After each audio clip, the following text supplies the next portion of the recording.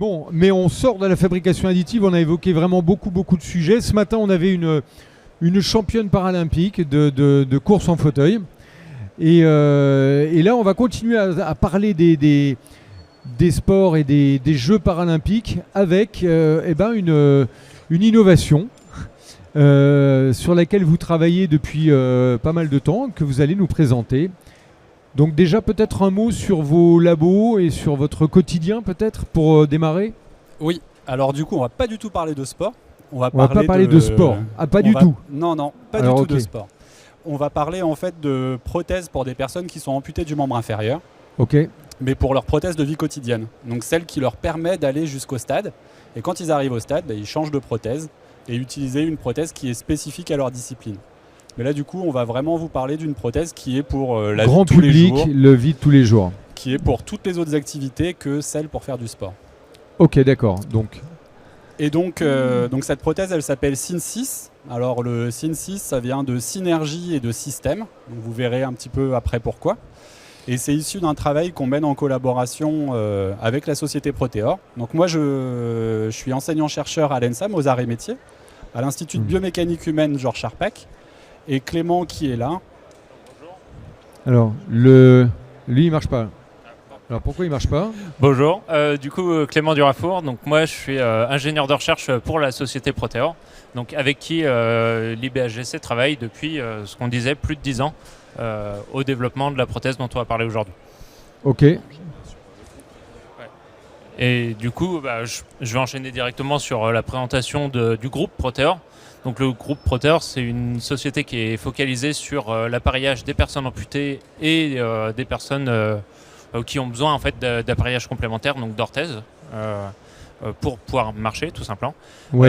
Donc très rapidement, c'est un groupe, c'est le leader de l'appareillage français, c'est plus de 1000 personnes dans le monde, avec donc 4 centres d'innovation qui sont répartis en France et aux États-Unis.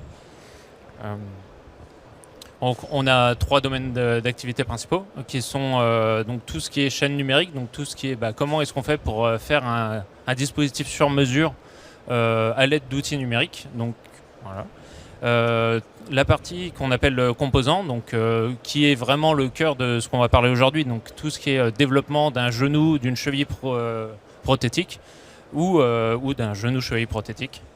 Et ce qu'on appelle le réseau de centres d'orthopédie, donc où là c'est les orthoprothésistes dont le travail est de prendre les composants prothétiques et d'aller les adapter à chaque personne, à la morphologie de chaque personne. Bien sûr, parce qu'on imagine que là il n'y a rien de standard.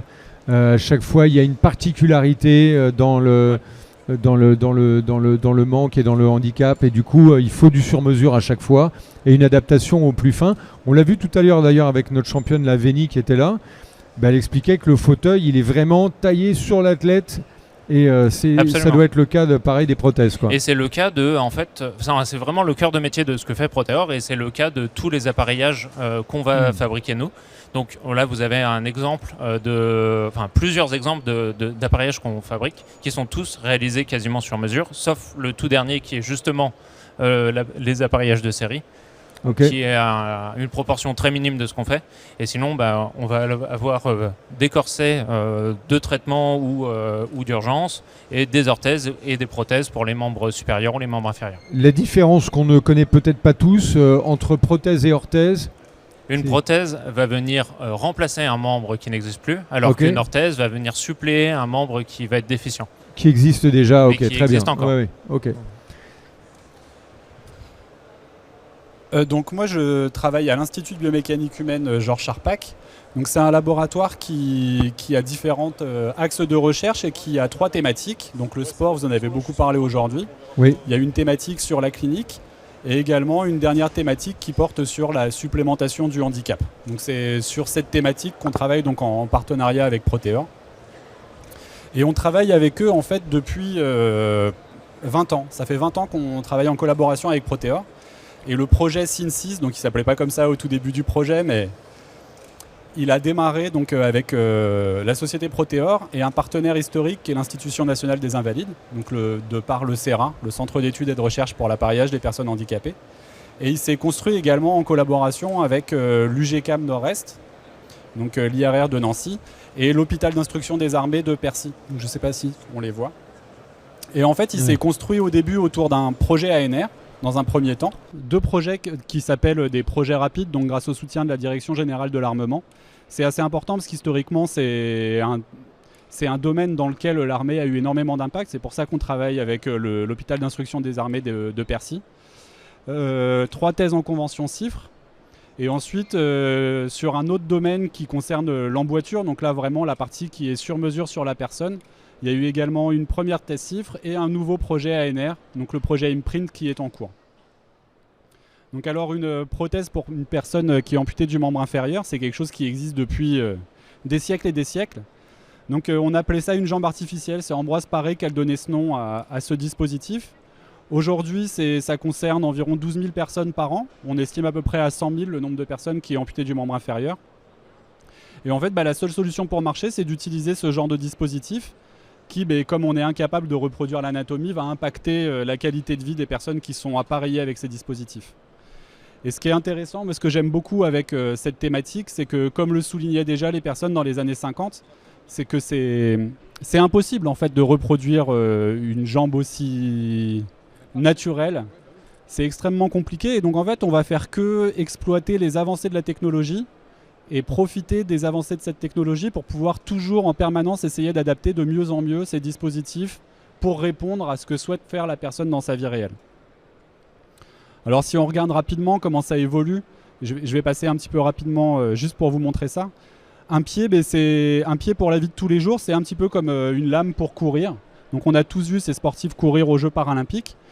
Pour leur vie de tous les jours, en fait, on va utiliser la même chose. On va dimensionner des structures en matériaux composites qui vont remplacer le mouvement des différentes articulations du pied et de la cheville par la déformation d'une structure qui va permettre en même temps d'emmagasiner et de restituer de l'énergie à chaque pas. Alors aujourd'hui, il y a énormément de travaux qui portent sur l'amélioration de ces dispositifs, soit pour optimiser leur capacité de restitution d'énergie, soit pour introduire de l'électronique qui va permettre d'adapter le comportement à différentes situations ou aller jusqu'à de la motorisation. Je vais laisser Clément.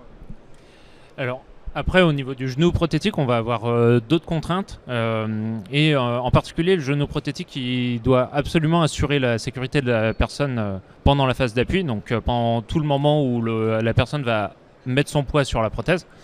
Et par contre, pendant la phase oscillante, il faut que le genou il puisse fléchir de façon très rapide pour assurer en fait, le passage du pied sous le bassin de la personne et en fait, juste permettre de pouvoir marcher normalement, en fait, comme vous et moi l'on fait. Donc ça a été réalisé par une multitude de possibilités avec des systèmes mécaniques plus ou moins complexes. Mais depuis les années 2000, en fait, on a eu l'apport de l'électronique qui est arrivé et qui permet d'avoir un certain nombre de performances qui sont meilleures qu'avant, donc en particulier en termes de sécurité. Donc on a une amélioration de la sécurité des personnes amputées avec ces composants-là et on peut s'adapter à un certain nombre de variations, et en particulier les variations de vitesse de marche par exemple. On arrive aussi à reconnaître qu'on est en train de descendre un escalier ou une pente et à sécuriser ces moments-là. Par contre, il y a encore des difficultés qui persistent pour le déplacement des personnes amputées au niveau transfémoral, donc au-dessus du genou. Et ce manque qui peut être associé principalement à un manque d'adaptation au niveau de la cheville en fait, avec en particulier on peut citer par exemple en descente de pente une réduction de la base de support, c'est-à-dire qu'on va venir en appui uniquement sur le talon et on va avoir du temps avant que le pied vienne bien se mettre à plat. Exactement, comme on disait tout à l'heure, les pieds prothétiques c'est des ressorts en fait, et du coup il faut que le ressort puisse se déformer pour venir se mettre à plat. Et donc du coup, comme on s'appuie sur une surface qui est moins importante, on a plus de risque de venir glisser. De la même façon, donc les pieds, les chevilles ne bougent pas pendant la phase oscillante, donc contrairement à nous, à vous et moi, il n'y a pas les orteils qui remontent quand on va venir passer le pied sous le bassin. Et donc du coup, on a une augmentation du risque de venir attraper tout ce qui peut traîner, donc des cailloux, des obstacles, ou quand on monte une pente, donc le sol tout simplement. Et enfin, on a aussi des stratégies qui sont spécifiques pour s'adapter en fait au manque intrinsèques de ces prothèses, typiquement en descente d'escalier. Oui, en fait, cette vidéo elle illustre très très bien les limites des composants actuels. Donc descendre un escalier avec un pied prothétique, c'est un petit peu comme descendre des escaliers avec une chaussure de ski. On y arrive tous très bien. En fait, il faut substituer la mobilité de la cheville en faisant la bascule sur le nez de marche. Donc on y arrive très très bien, mais il faut se mettre dans la situation d'une personne qui est amputée au-dessus du genou, pour laquelle, même si la vitesse de flexion est contrôlée par un microprocesseur, mais en fait elle va imposer à la personne en permanence d'adapter la position de son corps pour répondre à la vitesse de flexion de son genou. Donc on comprend très bien que c'est pas si simple que ça à faire. Si on s'intéresse à sa jambe opposée, on voit bien que ça sollicite énormément le membre contralatéral. Mais en fait, exactement, il va falloir en fait en permanence compenser pour pouvoir s'adapter à des hauteurs de marche différentes, des profondeurs de marche différentes, est-ce qu'on va glisser ou non. Mais ça reste qu'une illustration. En fait, il faut bien se dire que monter, descendre d'une voiture, s'arrêter dans une pente, ramasser un objet au sol, en fait, c'est une multitude de situations qui vont imposer aux personnes qui sont appareillées de compenser les limites de leurs composants prothétiques. Alors, depuis les années 70, il y a énormément d'équipes de recherche qui cherchent à développer des systèmes qui sont totalement robotisés. Donc où on va venir piloter le mouvement des articulations à partir de moteurs. Donc il y a des congrès même de recherche qui portent uniquement là-dessus, qui portent sur la robotique qui est portée par la personne. Alors aujourd'hui, ces dispositifs robotiques ils permettent de reproduire le comportement de nos articulations. Ça a été prouvé. Le problème, c'est que ce sont des dispositifs qui sont bruyants, qui sont lourds, qui ont un encombrement important, qui ont une autonomie qui est relativement faible, donc qui ont des limites et qui sont relativement importantes par rapport aux bénéfices que la motorisation a apporté par rapport à des solutions qui sont contrôlées uniquement par microprocesseurs. Et qui font que aujourd'hui ces dispositifs, on les voit très très peu dans la vie courante, ils sont très peu utilisés, parce qu'aujourd'hui le bénéfice apporté est relativement modeste par rapport aux limites que ces solutions imposent. Donc dans le cadre du projet ANR, donc il y a 10 ans, on s'est intéressé justement aux spécificités des adaptations locomotrices qu'on avait dans les différentes situations de la vie courante. Et un petit peu à contre-courant des équipes qui développaient des solutions motorisées, on a fait le choix de rester sur une solution hydraulique contrôlée par microprocesseur, mais qui a l'originalité d'être biarticulaire. Donc en fait, on a un système hydraulique qui est unique, qui va venir contrôler le mouvement de l'articulation et du genou et de la cheville par un ensemble de capteurs uniques et qui permettent de réaliser une adaptation coordonnée et donc en synergie de ces deux articulations. Alors c'est pareil, je vais essayer d'aller un petit peu vite sur la description de comment ça fonctionne. Ce qu'il faut voir, c'est que pour contrôler une jambe, on va utiliser un contrôle prothétique qui va avoir globalement 3 niveaux. Donc on utilise des capteurs qui sont dans notre prothèse, donc des centrales inertielles, des capteurs d'effort, des capteurs d'angle. Et on va exploiter dans un premier temps ces capteurs pour découper le cycle de marche en différentes phases et identifier la situation dans laquelle la personne se trouve. Ensuite, à un niveau qu'on appelle intermédiaire, on va chercher à définir la réponse que doit avoir chacune des articulations en fonction de cette situation de marche et de la situation et de la phase du cycle de marche dans laquelle on est. Et donc tout ça, en fait, c'est réalisé à partir de l'ensemble des mesures qu'on a pu faire en biomécanique qui nous permettent de quantifier le mouvement et les efforts qui sont à réaliser au niveau de ces articulations, qui chez nous sont réalisés par nos muscles, qui s'adaptent en permanence, mais qu'on va chercher à reproduire par des systèmes technologiques qui soient hydrauliques, pneumatiques ou mécatroniques. On parlait avec les experts du CEA là, il y a 2 jours de cet exosquelette là qui assemble des câbles. On est vraiment sur de la mécatronique et on a été, je pense que dans la recherche, ils ont été très loin dans comment fonctionne le corps humain. J'ai des muscles en longueur, j'ai des tendons. Plutôt que de mettre que de la machine, ce qu'on a vu là dans les robots que vous avez montré tout à l'heure, avec beaucoup d'électronique embarquée, beaucoup de métal finalement, quand on se rapproche au plus près de l'humain et d'une mécanique électronique, de la mécatronique, on arrive à des résultats assez incroyables. Ouais, c'est ça l'idée. En fait, il faut identifier les solutions qui vont permettre de substituer au corps humain, tout en sachant dès le début qu'on va avoir des limites. Et toute la difficulté, c'est d'exploiter au mieux les technologies existantes pour que ça devienne réaliste. Et il faut savoir être un petit peu humble sur qu'est-ce qui est réaliste. Et justement, je pense que ce qui est intéressant dans ce témoignage, c'est c'est un projet qui aujourd'hui existe, mais il a commencé il y a plus de 10 ans.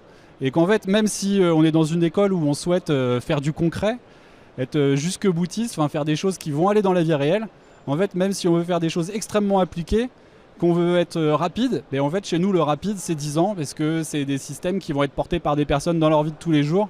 Et en fait, il faut que ça fonctionne. Ouais.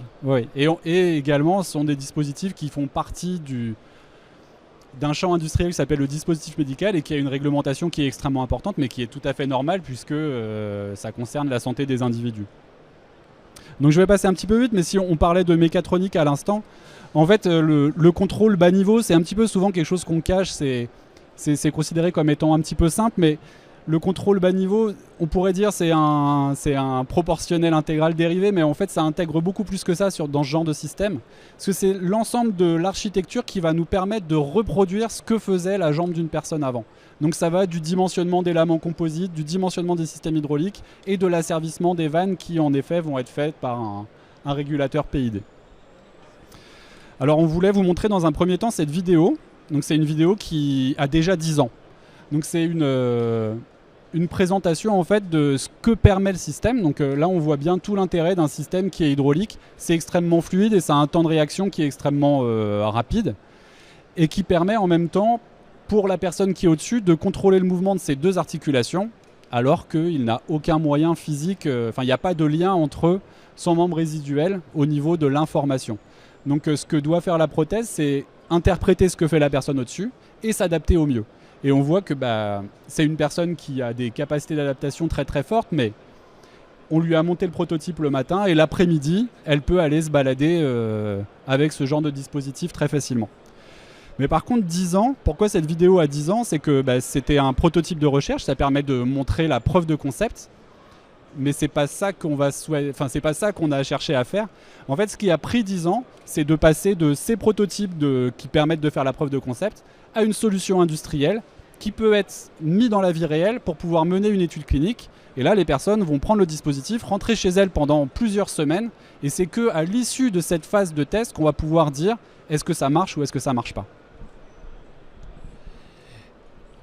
Et donc du coup, comme vous disiez Xavier, on est parti sur une étude clinique pendant ces 10 ans où on a pu comparer donc du coup la prothèse dont le nom commercial actuel est Synsys donc qui était à l'époque du nom du projet donc SPCM à ce qui se fait actuellement sur le marché donc qui est les genoux à microprocesseur et les pieds donc les lames en carbone qu'on vous a montré tout à l'heure en introduction.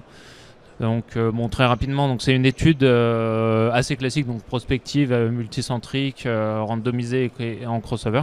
Donc qui a un design classique. Donc en fait, les patients amputés vont venir tester la nouvelle prothèse et sa prothèse habituelle de façon aléatoire, l'une ou l'autre, dans un sens aléatoire.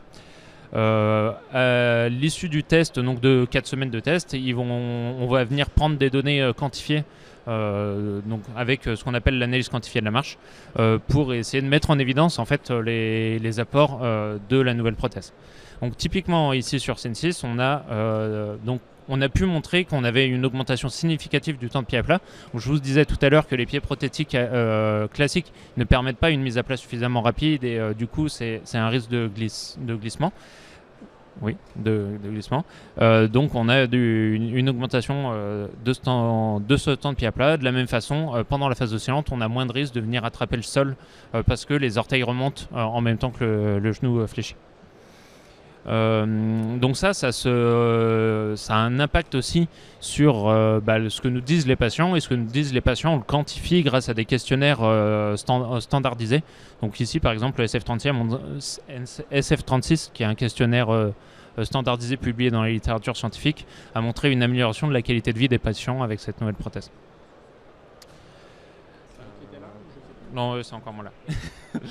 Alors on a eu d'autres paramètres où on s'attendait à avoir des améliorations. Donc typiquement les compensations locomotrices qui sont mises en place par les patients, on s'attendait à ce qu'elles soient réduites parce que justement on améliore les paramètres dont je vous ai parlé avant. Mais sauf que ça, on l'a pas vu sur les patients, en grande partie parce que chaque adaptation de chaque patient va être différente. Et du coup, les patients vont pas s'adapter changer leur adaptation de la même façon. Et en plus, il faut plus de temps probablement parce que les adaptations sont ancrées dans le pattern de marche, donc il faut un peu plus de temps pour qu'elles soient modifiées.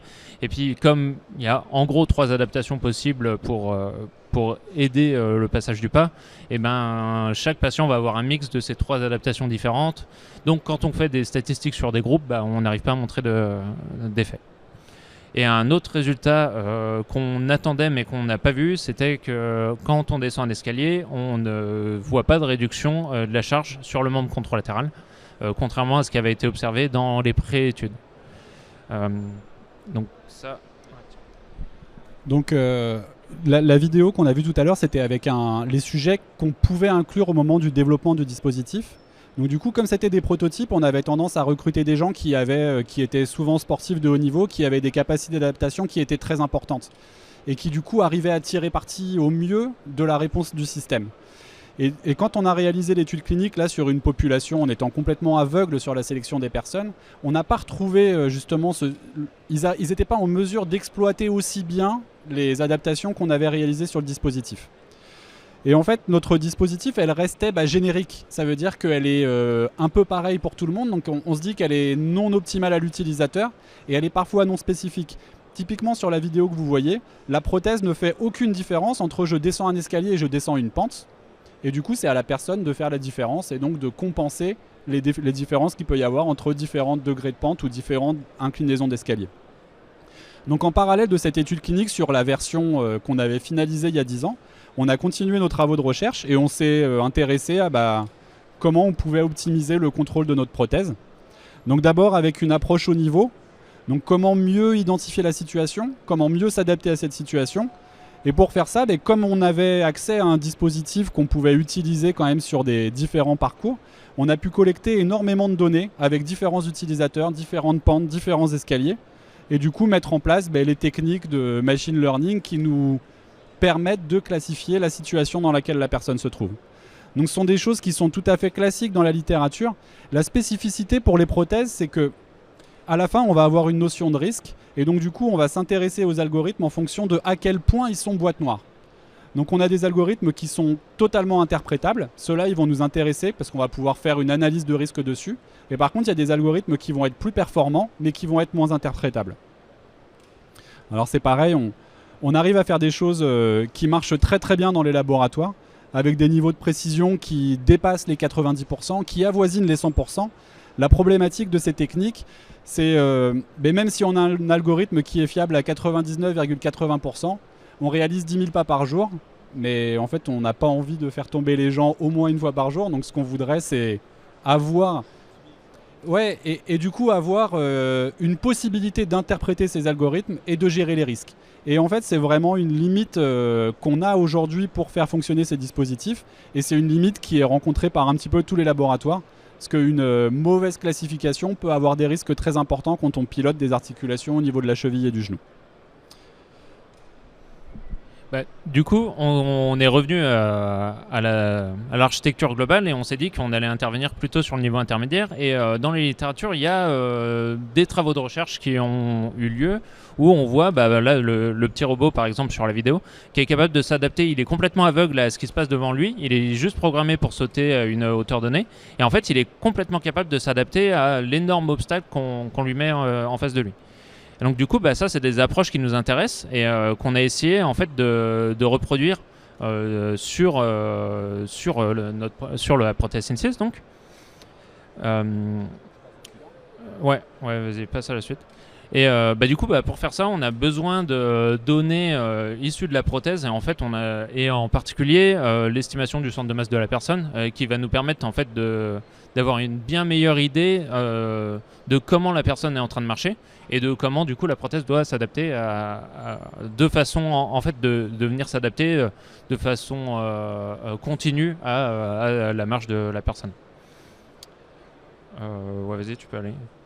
Donc voilà, donc très rapidement on a isolé la vitesse du centre de masse de la personne comme étant un paramètre extrêmement intéressant dans ce cadre-là et qui permet d'adapter la prothèse. Donc vas-y, passe direct à la... Et donc du coup là sur ces vidéos-là on voit une proposition d'adaptation du contrôle de la prothèse. Donc vous voyez les deux vidéos, donc celle du dessus. On a quelqu'un qui marche sur un simulateur sans adaptation de la prothèse. Celle du dessous, on a en fait, la prothèse est capable de prendre en compte le mouvement du centre de masse et de changer son comportement en fonction de cette vitesse. Le gros résultat, et c'est beaucoup plus fluide sur la vidéo, et le gros résultat qu'on voit, c'est que sur le membre controlatéral, on va réduire énormément l'effort qui vient s'appliquer sur la jambe saine.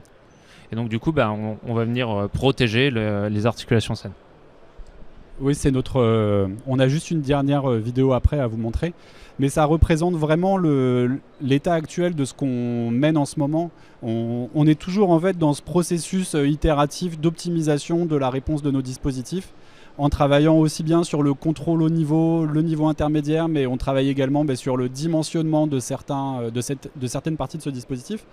Et ce qui est intéressant, je pense, dans ce travail de collaboration entre d'un côté une école, des laboratoires de recherche et une entreprise comme Proteor, c'est d'avoir pu travailler sur ce projet sur un temps qui est très long, grâce à différents moyens de financement, mais qui permettent d'avoir les outils, d'avoir les méthodes, d'avoir les personnes qui vont être capables de faire évoluer chacun de ces aspects d'une manière cohérente.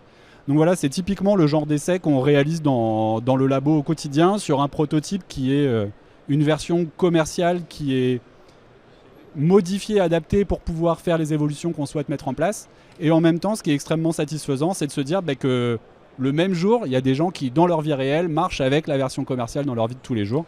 Donc c'est pour ça que, comme il n'y a pas le son de la vidéo, on peut discuter en même temps de ce que vous pouvez voir, qui est des personnes qui, dans leur vie de tous les jours, utilisent cette prothèse-là depuis 2 ans, c'est ça ? Depuis 2 ans. En dehors de protocoles de recherche. J'imagine que pour Proteor, donc qui fabrique des prothèses depuis très longtemps, toutes ces innovations-là, ça se propage un peu dans d'autres produits. Enfin, ça fait avancer très globalement le marché de la prothèse, parce qu'on comprend dans cette adaptation spécifique, on arrive à trouver des nouvelles solutions qui font qu'on va pouvoir, après, même pour la main, je voyais dans les différents produits que vous faites, la main, paraît-il, c'est ce qui est le plus dur à reproduire. C'est des avancées qui peuvent profiter après à l'ensemble, j'imagine, des produits. Alors oui, bien sûr, quand on a des travaux de recherche comme ça, on apprend énormément de choses, et du coup cet apprentissage, que ce soit juste la marche des personnes amputées ou même des fois plus poussé sur les matériaux, sur les traitements de surface, ça sert aussi à d'autres produits. Donc voilà, le projet ANR là, il a donné, dont parlait Xavier, il a donné naissance à Synsys. Il a aussi donné naissance à un pied à restitution d'énergie. Donc voilà, il y a plus de retours que simplement entre guillemets cette prothèse. Je voulais juste revenir sur le fait, vous disiez la main, Proteor ne fabrique pas de composants de membres supérieurs. Nos orthoprothésistes font les assemblages, mais c'est des composants. En fait, les prothèses de membres supérieurs ont vraiment des contraintes qui sont complètement différentes des prothèses de membres inférieurs. On ne va pas avoir besoin de porter 100-120 kg. Mais par contre, il faut être beaucoup plus précis dans le contrôle des doigts, typiquement. Donc, comme ce n'est pas du tout les mêmes enjeux, c'est pas les mêmes fabricants qui fabriquent ce type de composants. Et moi je suis pas du tout d'accord avec vous. La main c'est pas plus dur que le pied c'est pas plus dur que le genou. Enfin c'est non.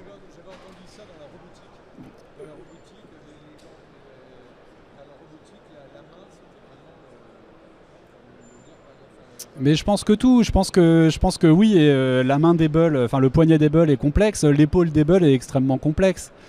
Et du coup c'est tout l'intérêt. En fait, si on cherche à faire quelque chose, une articulation quelle qu'elle soit, un robot quel qu'il soit, si on cherche à faire le meilleur robot, c'est forcément extrêmement complexe.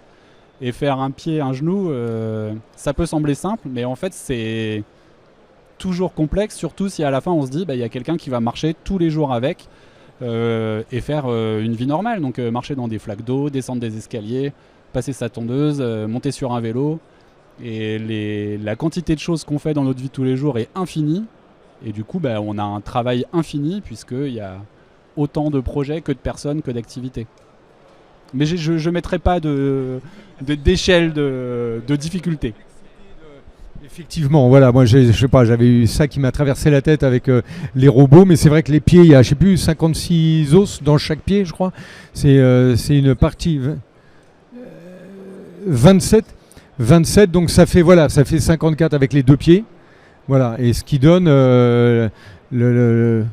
par rapport à l'ensemble du squelette, c'est la partie là, où il y a le plus effectivement de petits morceaux, et quand il faut recréer tout ça artificiellement, c'est... Et quand on y réfléchit, on remplace 27 os par une lame en carbone qui va se déformer. Donc le design de cette lame en carbone, il est loin d'être si évident que ça. Et il faut arriver à reproduire ce que font ces 27 os. Et ce que font ces 27 os, c'est pas forcément la même chose quand on marche à plat, quand on va descendre une pente, quand on va monter un escalier, faire du vélo, marcher sur des cailloux. Voilà. C'est tout l'enjeu et toute la richesse de ce laboratoire de biomécanique humaine, c'est ça, hein, le laboratoire dans lequel tu travailles, où on a vraiment, j'imagine, plein de sujets à chaque fois, de réflexions qui sont liées à la santé. On a parlé du sport, j'imagine qu'il y a des applications après, si on parle du laboratoire dans son ensemble, il y a beaucoup de sujets de recherche, et il y a des correspondances entre les recherches. Ouais, donc tout à l'heure vous avez vu les gens qui travaillent sur le rugby. Et c'est vrai que là on se dit quel est le rapport entre les mesures que Sébastien et Philippe Rouge font sur les rugbyman. Oui, et l'autre aspect qui est complètement commun, c'est qu'en fait le rugbyman, en fonction de son poste, de son type de jeu, il va avoir des spécificités qu'il va falloir caractériser et optimiser son entraînement ou sa manière de jouer à ses spécificités. Et en fait, nous, on est exactement dans le même cas. Il n'y a pas deux personnes en situation de handicap qui ont exactement le même handicap. Leur membre résiduel va être à chaque fois différent, avec des capacités musculaires différentes. Et du coup, en fait, c'est une problématique qui est complètement commune entre optimiser l'entraînement ou la remise à l'effort d'un joueur de rugby après une blessure, et développer un dispositif pour remplacer la jambe d'une personne amputée. Parce que la thématique de fond est la même. Et du coup, c'est la thématique qu'on cherche à investiguer dans ce laboratoire. Excellent. Alors je vois, c'est bien, on a le temps, c'est la fin de la fin de la journée. Is there any questions? Est-ce qu'on aurait des questions sur tout ce qu'on a vu balayer? Donc là, dans les étapes prochaines, on l'a vu, il y a eu beaucoup de développement, une preuve de concept qui fonctionne, des essais après sur différents types de personnes handicapées, amputées. Et là, donc, la prochaine étape, les prochaines étapes, on rentre en phase de production. Comment ça se passe?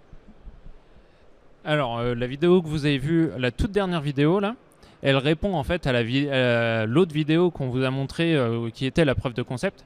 Et donc voilà, il s'est passé 10 ans entre cette preuve de concept et là, cette vidéo, c'est la mise sur le marché. C'est vraiment la prothèse est sur le marché depuis maintenant 2 ans. Et ce qu'on vous a montré juste avant cette vidéo-là, donc quand on descendait la pente sur un simulateur de prothèse, ça c'est la fin de ma thèse, donc c'est 2021. Donc voilà, maintenant pour aller mettre ça sur une prothèse commerciale, on a encore énormément de chemin à parcourir, on sait qu'on a encore du travail, mais voilà, on continue et on sait qu'on va y aller en fait et que ce sera fait d'ici. En fait, c'est vrai que c'est une démarche où maintenant on connaît le chemin. Et du coup, on se dit qu'on connaît le chemin, on va gagner en efficacité. Et je pense qu'il y a des adaptations que tu as développées pendant ta thèse qui aujourd'hui sont déjà dans la version commerciale. Donc en fait, il y a une partie des travaux qui sont faits en recherche 2 ans après qui se retrouvent dans les dispositifs qui sont utilisés dans la vie de tous les jours. Je pense que c'est une satisfaction qui est énorme pour les personnes qui ont travaillé sur ce projet. et qui montre aussi qu'en fait on gagne en efficacité parce qu'on se connaît depuis des années et qu'on a appris à travailler ensemble et que ça marche de mieux en mieux, quoi. C'est un joli mot de conclusion. Voilà, ça marche de mieux en mieux. Eh bien, très bonne continuation alors à tous les deux. Et puis, merci de cette présentation et plein d'encouragement. On peut vous applaudir parce que c'est un vrai beau travail que vous faites au quotidien.